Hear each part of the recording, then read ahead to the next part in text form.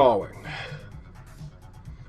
So today we're just going to do a quick little warm-up drawing and practice on the eyes. So this is a good chance for me to talk to you guys about exactly how I do eyes.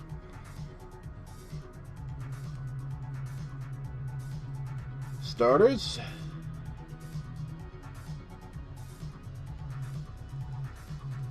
Eyeballs.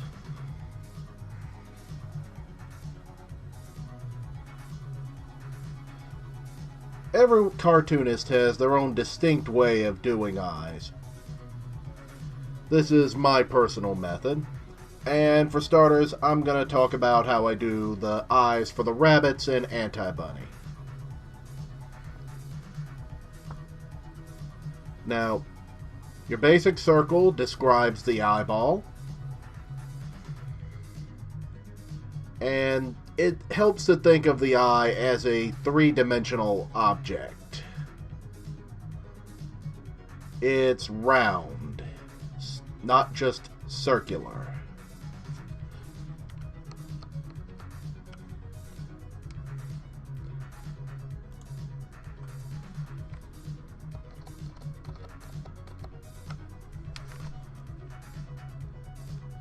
Furthermore, remember that it's going to be placed inside of a head.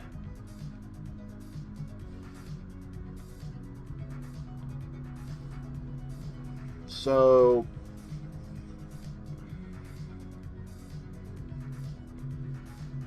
there's normally going to be two of them, and they need to fill up space inside that three-dimensional cranium, as well as being three-dimensional themselves.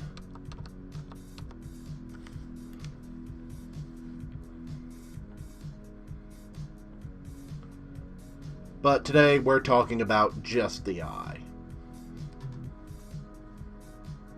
Now we've got our basic outline here, and we're going to be drawing around this. And remember, not the entire eyeball is exposed, so let's just get started and do something to it. I like to start with the upper lid. Let's pick whose eye we're going to draw. Let's see. Well, one of my favorites, I always say, is Piago, so we're going to do hers. We have the upper lid, which curves around some of the eye.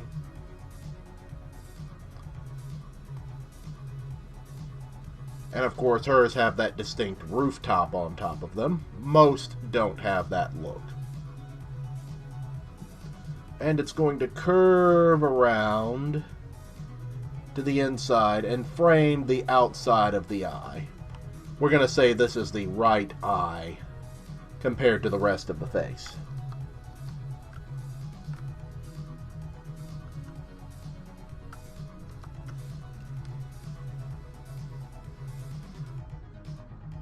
And from the top, we're going to extend that. Notice that smooth stroke there. That comes at an angle, branching off rather than shooting directly off to the side. And we can be scribbly here because this is only the sketch layer. And we got some more eyelashes. They're going to curl off here. Now the bottom lid, if I were drawing a human eye, you would have a very distinct lower eyelash here. Well, not that distinct, but I'm exaggerating to make a point.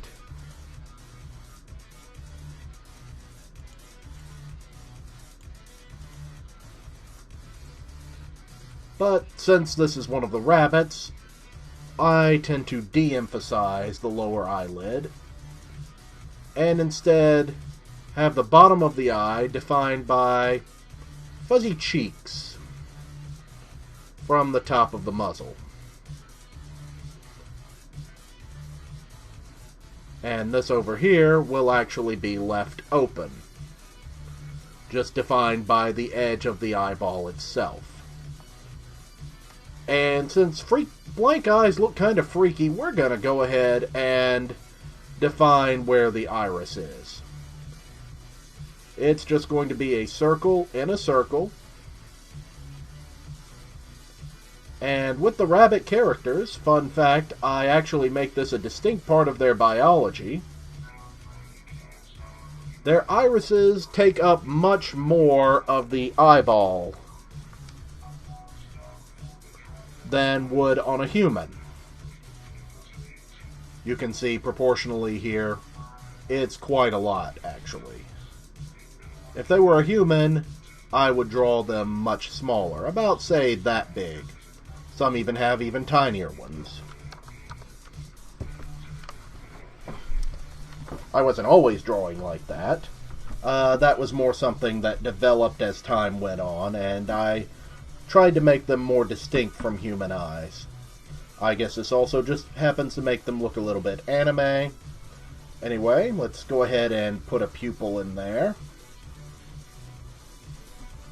There's no biological reason that I exaggerate the pupil vertically. That's just a stylistic choice I do for both. These little circles here are just to remind me where the shine is. I believe I've mentioned that in previous tutorials, that I like to draw that directly into the line art. Now we're going to make a new layer to do the actual line art over this little sketch. And I'm going to draw this out.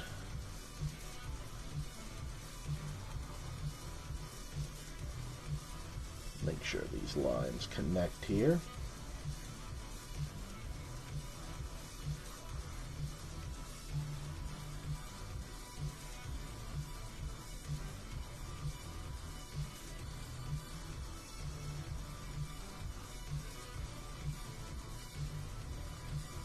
And don't be afraid to let that eyelash curve.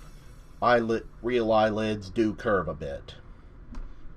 Since the eye is completely open,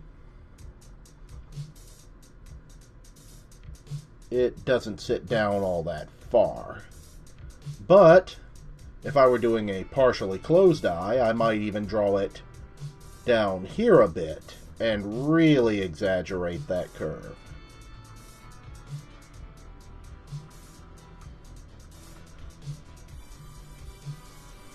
But we're not doing that today.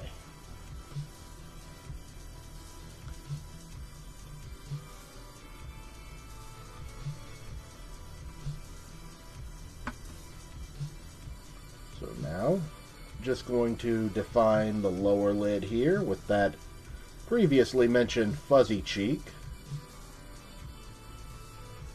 And bring out some of the other lashes.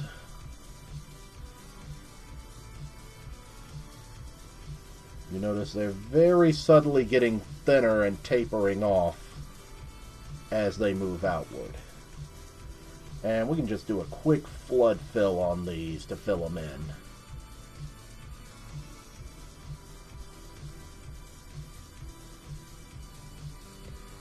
in. And now we're going to touch the iris here. Going to come in a bit closer for that one.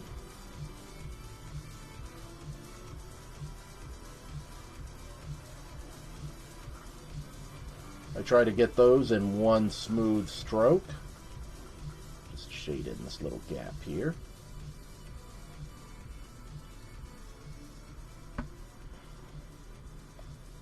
And over here.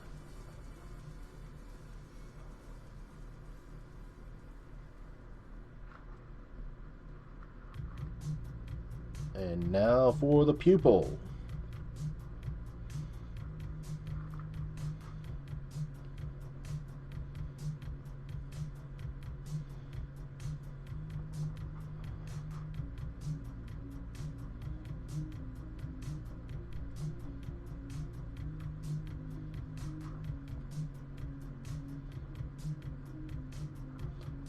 Just making sure we get that rounded. Quick flood fill here. If I were going full color, I'd hold off on that flood fill.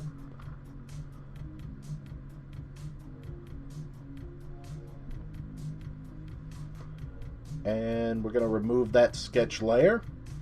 We've got the basics of an eye.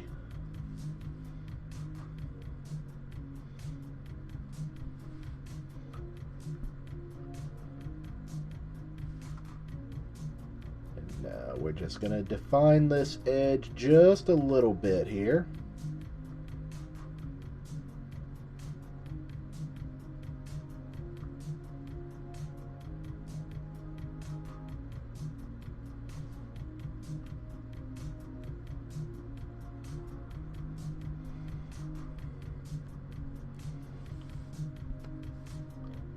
And we're going to take a little bit out here, because stylistically I want to create a mental curve here, but I don't want to completely enclose the eye in black.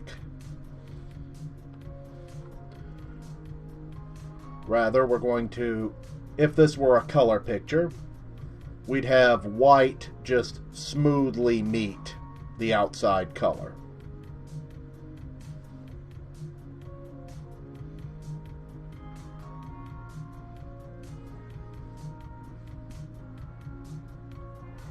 In fact, I'm just going to demonstrate that right quick, how I would do this on a full color image.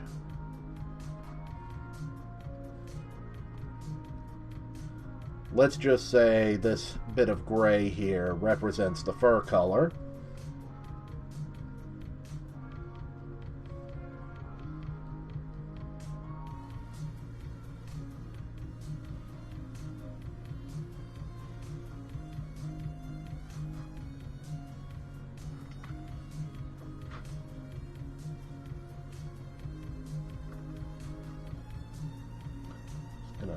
Clean this out.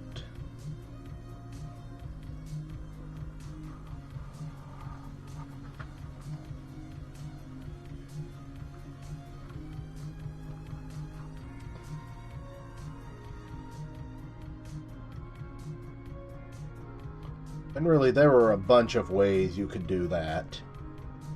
This is just one method.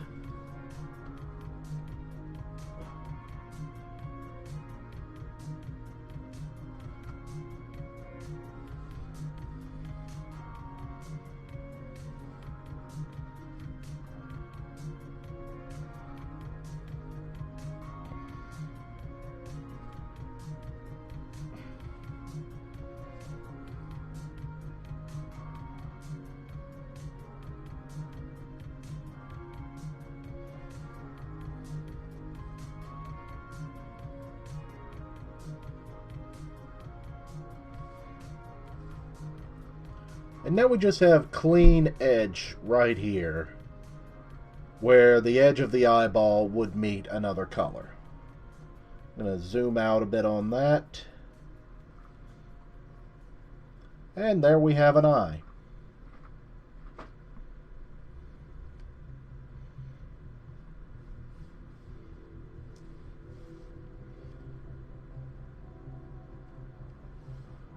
And let's just keep going with this eye practice. I'm going to do another.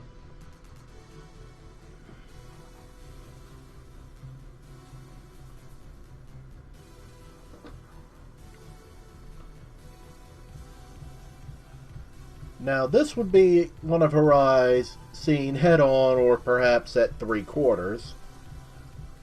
What if we're viewing her eyes from the side? You know, eyes don't look the same from the side to the front. And if we were doing something totally realistic, they'd be something very simple like this. But that really doesn't read well on a cartoon character.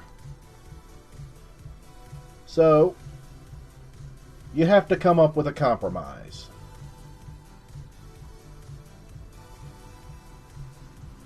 Cartooning is all about compromise. It's about creating symbols that represent objects. And that's really what cartooning is. It's symbolism. Between the sliding scale of total realism and total non-objectivism, falls somewhere in between.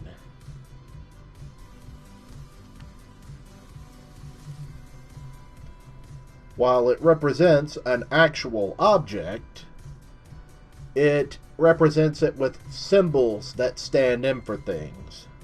This isn't what a real eye actually looks like, but anyone can look at this and tell this stands for an eye. Mentally, it reads as an eye.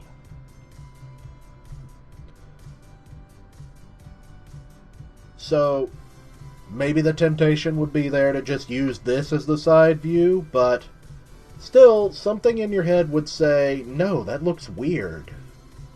So, let's do that side view. It's certainly going to borrow more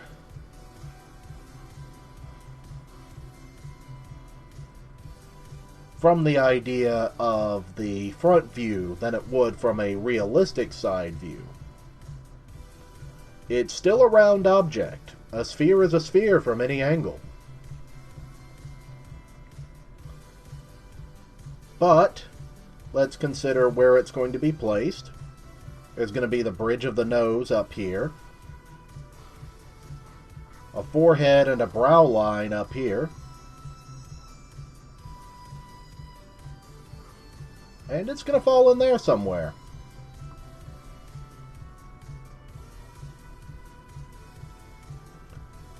In this case, I want a strong base, so I'm going to go ahead and define the bottom of it here. And then we're going to work on that upper lid.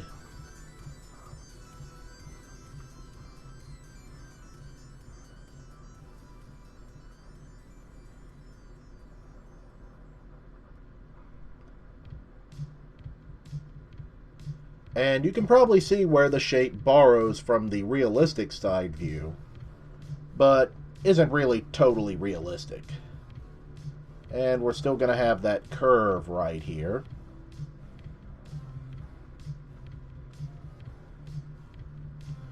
And this is Piago. So her eyelashes are still going to make that little rooftop that they like to make. But it's going to be stilted toward the back a little. The angles are going to change a bit. And it's still going to flare off into that big lash at the back.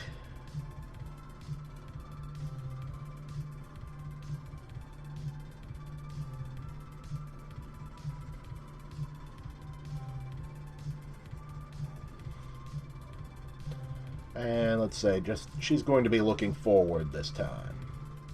So just like before, that big old iris. A little shine in there. And that big pupil within the iris. And you'll notice something. The pupil isn't really as centered as it was before. It's going to tend more toward the front edge of the eye.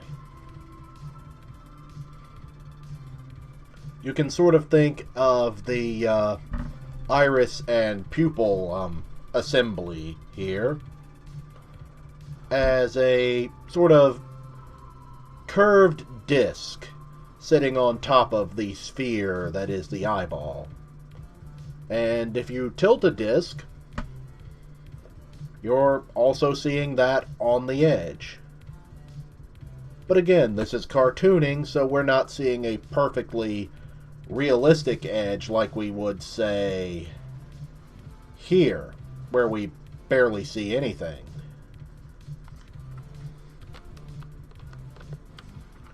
We're pulling it out a little bit so that we can sort of better read that symbol that is the eye. And let's move up and line art this thing.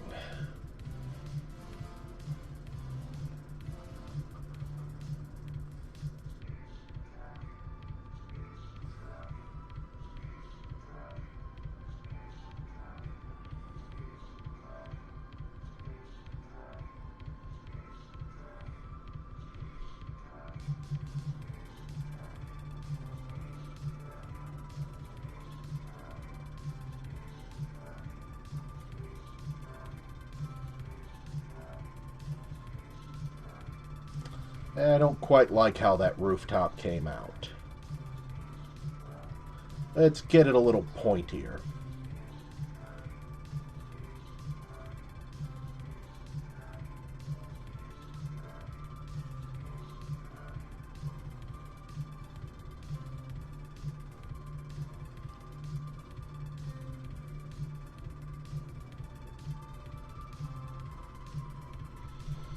That's the thing about drawing digitally. You almost always get a curve when you try to turn your stylus back in on a line.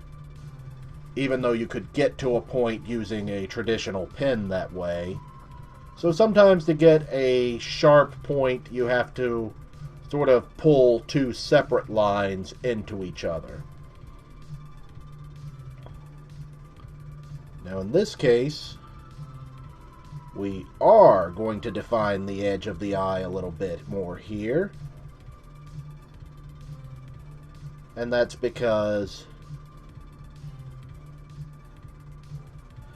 the iris and pupil are at the edge of the eye.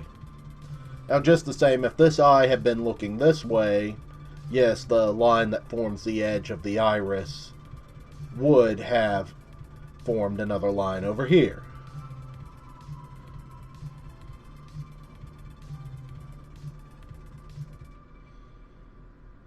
Because now we don't just have white going into the next color.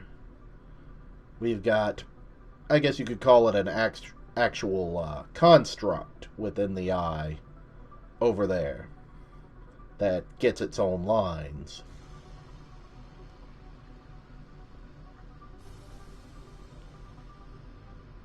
Let's see, we're going to give that a little bit more eyelash.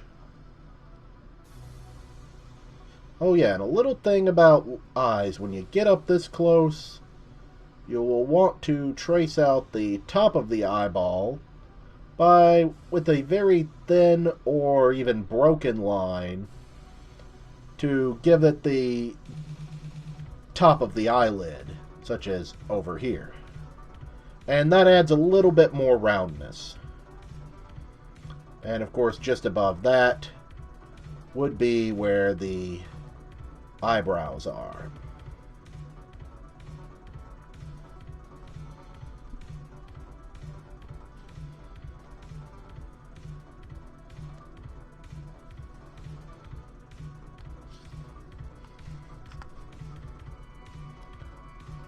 And now we have a nice side view eye. And again, remember the eyebrows happen right where the bridge of the nose reaches its top and transitions into forehead. That's a good way to line up facial features.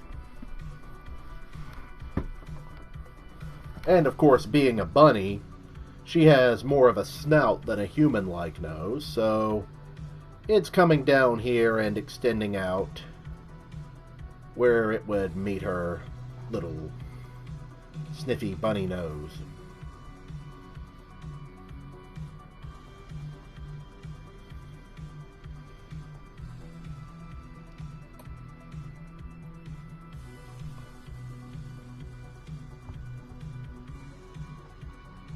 So, how about we move on to do some more eyes here? Talk about a different character's eyes. Talk about some unusual eyes. Pookie's eyes. Now, Pookie's eyes still subscribe to a three-dimensional theory, but they're very simplified. So we're going to get that eyeball going here. And the way Pookie's eyes are so simplified, it hardly even matters which one's left or which one's right. We've got our eyeball here. And Pookie's eyes are very simple. They're just a horizontal line. Pookie's eye expressions are very, very mild. In fact, Pookie's default expression is just this straight, half-closed line. And Iris would be right here. Pookie has some very vertical looking ovular irises. And of course, the iris is always half covered by an eyelid.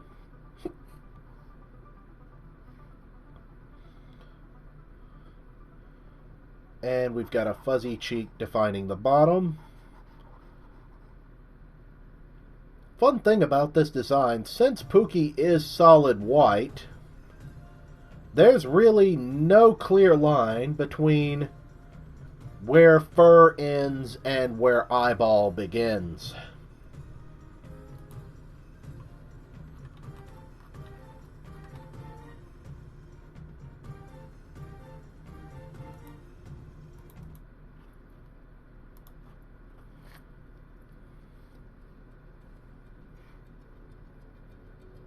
And we're not really going to bother putting pupils on Pookie.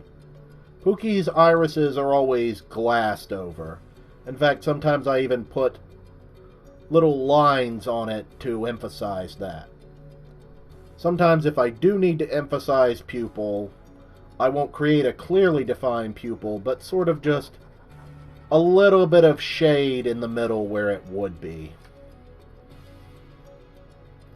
Line arting that sort of eye is pretty simple. Straight up line. And that wasn't the best oval I've ever drawn there.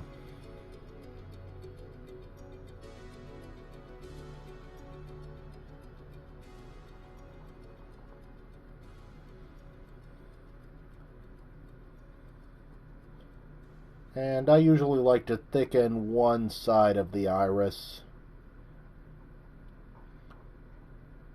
just a little bit to give a little bit of feeling of depth.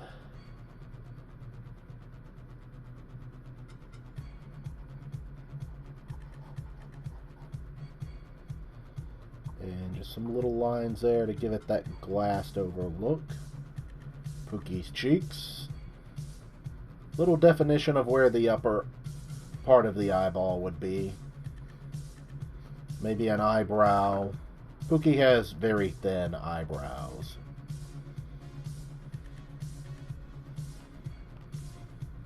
And that's all there really is to Pookie's eyes.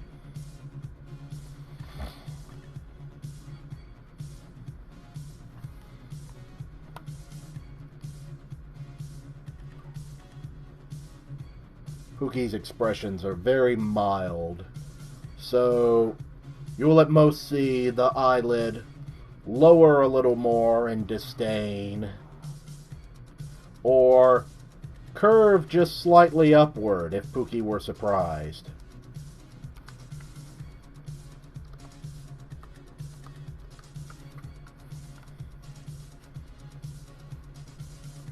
We never really draw Pookie's eyes completely open.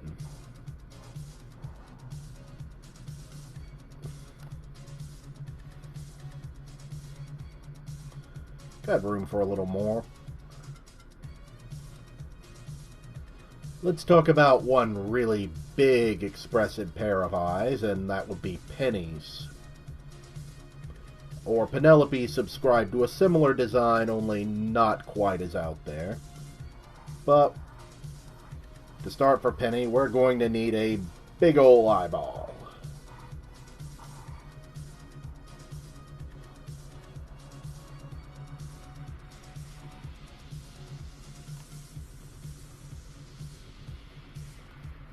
And her head, her eyes are quite big. And given just how much eye is exposed, we need a pretty big eye to begin with to keep it functional as a 3D object. Gonna define that lower lid, and then the curvature of the upper lid starting over here, meeting the lower lid, coming all the way up, almost meeting the top of the eyeball, and coming back down part of the way, but not all the way.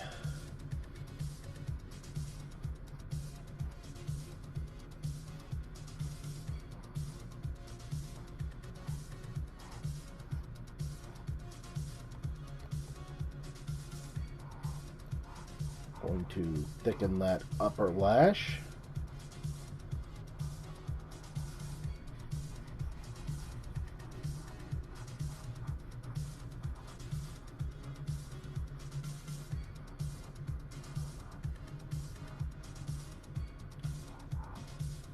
Bring an eyelash out from the side of it. And a few more.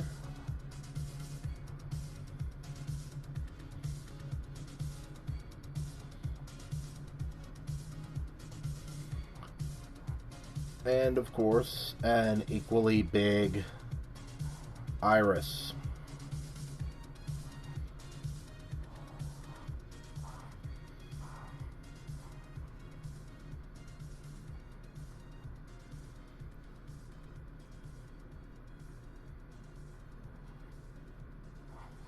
Some big shiny spots on it.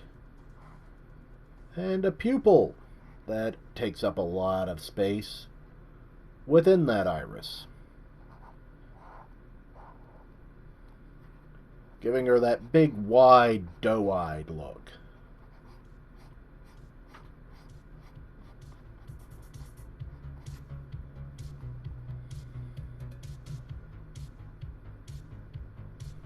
Penny is very often looking right at the viewer. And that's no mistake. And what did I just break here? Why does it keep doing that?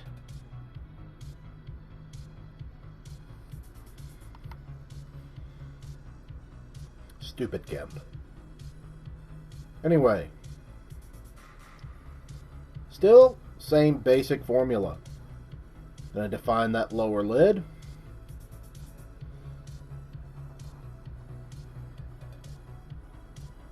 And draw the upper lid.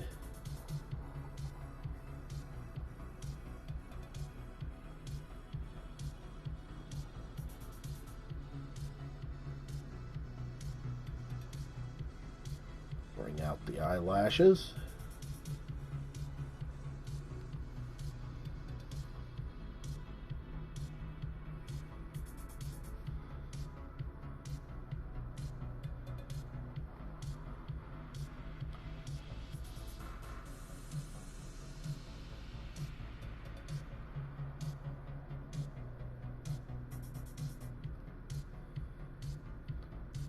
And the pupil.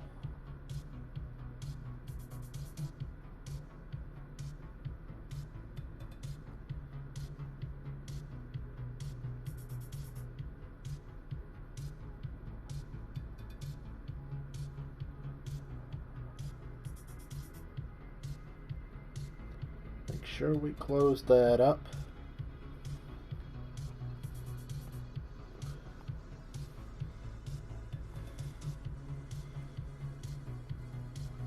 Going to create a little definition here for the outer edge.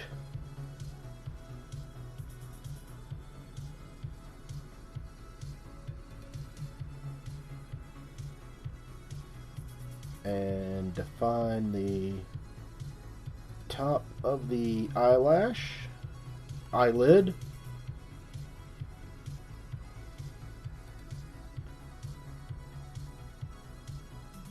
And we have Penny giving us those big, shiny, hurt baby seal eyes that no one can say no to.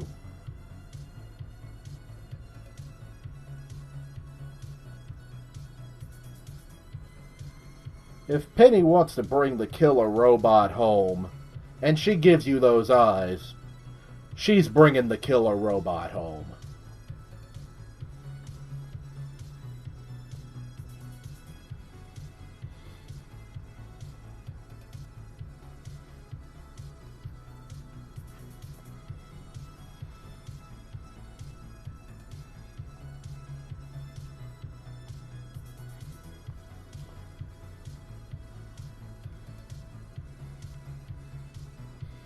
And finally, I'm going to take just a sec to talk about human eyes and how I set them apart from the rabbit eyes. So, We don't have that many human characters, and a lot of them I make a point of not even making their eyes very visible. Except, of course, one. Friggin' mouth-ass. So, let's get started here.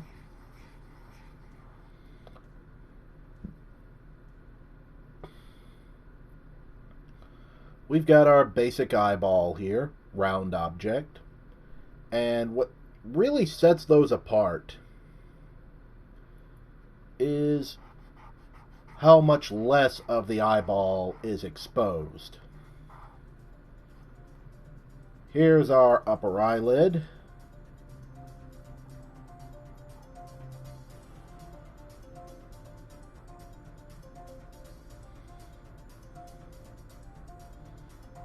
And our lower eyelid.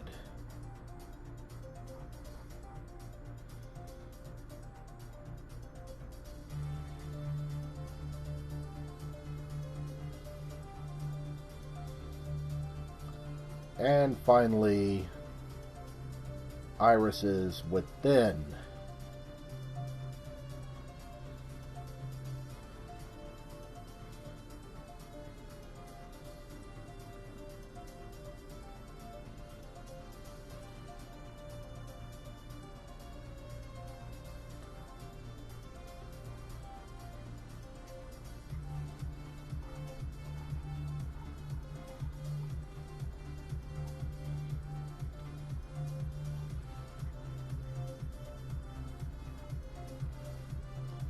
And we're going to use some line art here, show you that better. Malthus really does have the most basic of the human eye designs. The upper lid is just sort of this half rectangle.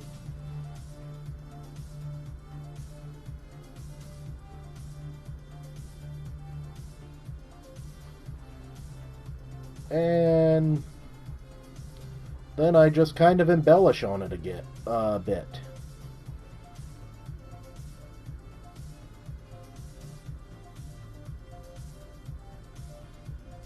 Come back over it and thicken that up.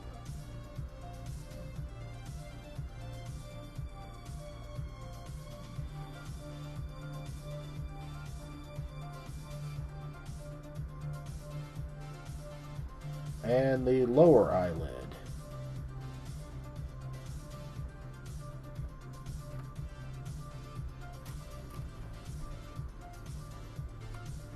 Which will be thinner.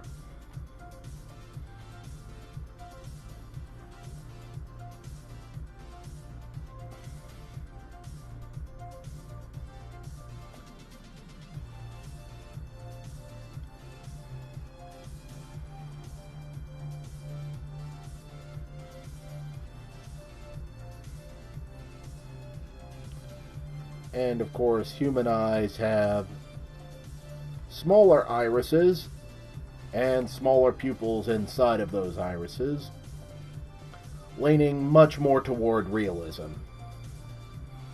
Not that much toward it, but closer than the rabbits down here.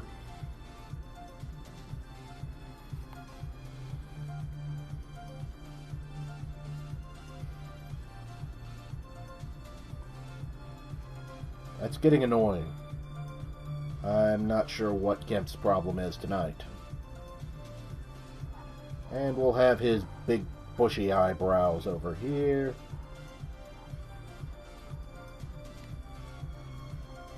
They're also set a little bit lower, almost meeting with the top of the eyelid.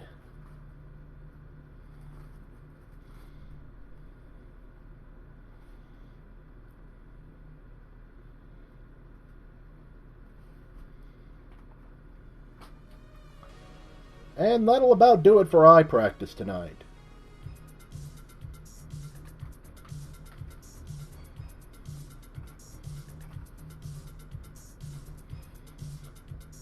So, there you have it. Human eye, Piago's eyes, Pookie's very plain eye, and Penny's big, giant, shiny, hurt baby seal eyes. And for eye practice, this is Vinny D.